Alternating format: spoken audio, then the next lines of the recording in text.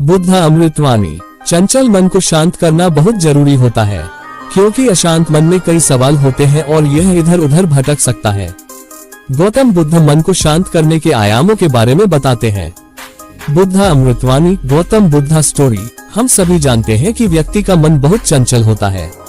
यही कारण है कि मन अशांत रहता है और कई तरह के सवालों का जन्म भी अशांत मन के कारण ही होता है। यदि आप जीवन में शांति चाहते हैं तो इसके लिए जरूरी है मन को शांत करना।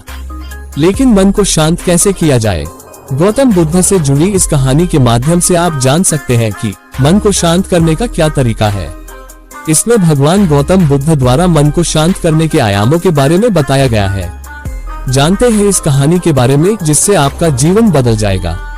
मन को शांत करने की कहानी।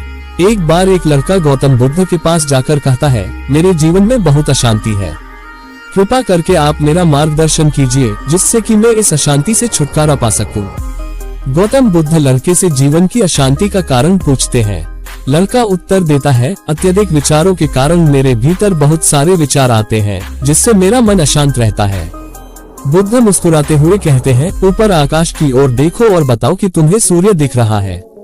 लड़का ऊपर देखता है और कहता है, धूप दिख रहा है। बुद्ध उससे पूछते हैं कि अगर तुम लगातार धूप में खड़े रहोगे तब क्या होगा? वह कहता है, मुझे अत्यधिक गर्मी लगेगी और शरीर में बेचैनी होगी। बुद्ध लड़के से कहते हैं कि अगर धूप में खड़े रहने से तुम्हें गर्मी लगती है तो इसमें दोष किसका है, सूर्य के ताप का या तुम्हारा? लड़का कुछ सोचने के बाद कहता है, इसका जवाब आप भी बताएं। बुद्ध कहते हैं, सूर्य का काम है ताप देना और ताप का काम है गर्मी लगना। ऐसे में तो दोष तुम्हारा ही है कि तुम धूप में जाकर खड़े हुए जिससे कि तुम्हें गर्मी लगी। तुम्हें अगर शीतलता चाहिए तो तुम्हें छांव में रहना होगा। ठीक इसी तरह चंचल मन का भी स्वभाव होता है विचारों और भावनाओं को जागृत करना।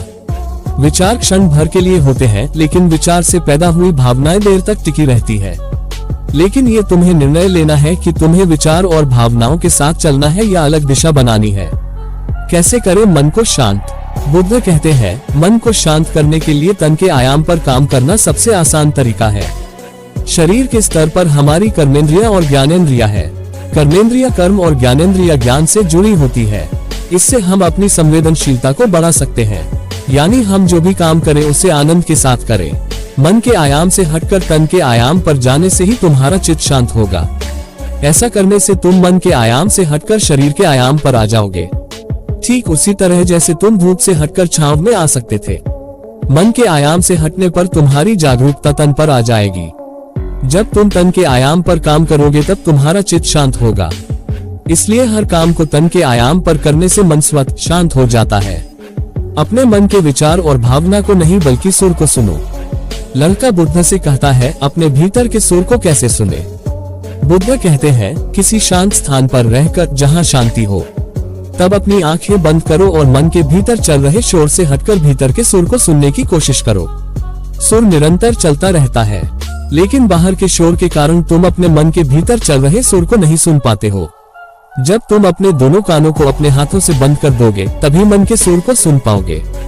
इस तरह तुम मन की अशांति से दूर हो जाओगे और तुम्हारा मन शांत हो जाएगा। बुद्ध अमृतवाणी। आखिर क्यों हम जैसा बनना चाहते हैं वो ना बनकर कुछ और बन जाते हैं, इसका कारण जानिए गौतम बुद्ध से। डिस्क्लेमर, यहाँ मुहैया सूचना सिर्फ मान्यताओं और जानकारियों पर आधारित है। यहाँ ये बताना जरूरी है कि सक्सेस स्टोरी 99 किसी भी तरह की मान्यता जानकारी की पुष्टि नहीं करता है। किसी भी जानकारी या मान्यता को अमल में लाने से पहले संबंधित विशेषज्ञ से सलाह लें।